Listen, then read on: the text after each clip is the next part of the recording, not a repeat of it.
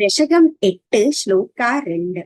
സഹ അയം ചതുർയുഗ സഹസ്രമിതാനി അഹാനി താവന്മിതാഃ ച രജനീഹി ബഹുശഃ നിനായ നിദ്രാദി അസൗ ത്വയി നിലീയ സമം സ്വസൃഷ്ടൈഃ നൈമിത്തിക പ്രളയം ആഹുഃ അതഃ അസ്യ രാത്രിം.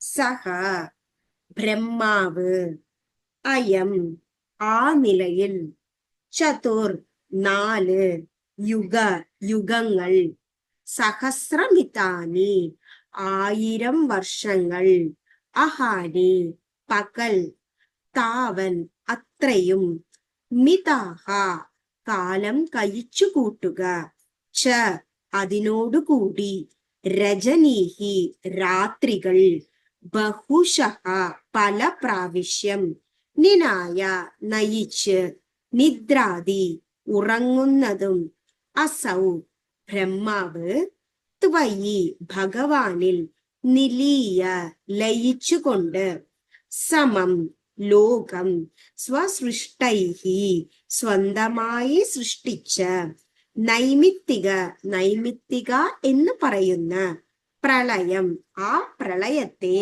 ആഹുഹു എന്ന് വിദ്വാൻമാർ പറയുന്നു, അതഹ അതുകൊണ്ട്, അസ്യ ബ്രഹ്മാവ്, രാത്രികാലത്ത്.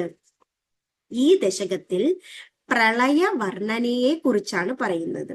ഈ ശ്ലോകത്തിൽ ആ നൈമിത്തിക പ്രളയ സമയത്ത് ബ്രഹ്മാവ് എത്ര കാലം വരെയും ഭഗവാനിൽ ലയിച്ചിരുന്നു എന്ന് പറയുന്നു. അതായത് 4 യുഗങ്ങൾ, അതിൽ 1000 പകലുകളും അത്രയും കാലം തന്നെ രാത്രികളും കൂടി ഭഗവാൻ ആ ബ്രഹ്മാവിനെ തന്നിൽ ലയിപ്പിച്ചുകൊണ്ട്, ബ്രഹ്മാവ് നിദ്രയിൽ ഉറങ്ങി എഴുന്നേറ്റ് അടുത്ത യുഗാരംഭത്തിൽ പല സൃഷ്ടികൾക്കും തുടക്കം കുറിക്കുവാനുള്ള വേദങ്ങളും പലതും ഭഗവാൻ ബ്രഹ്മാവിന് ഒരു നിധിയെ പോലെ കൊടുക്കുന്നതാണ് ഈ ശ്ലോകം.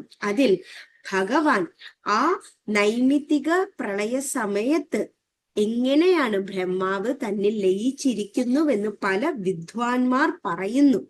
അതുപോലെ തന്നെ ആ സ്വന്തമായി സൃഷ്ടിച്ച ലോകത്തെ മുഴുവനും ഭഗവാൻ തന്നിൽ പൂർണ്ണമായി ലയിപ്പിക്കുന്നു ഈ പ്രളയ സമയത്ത്.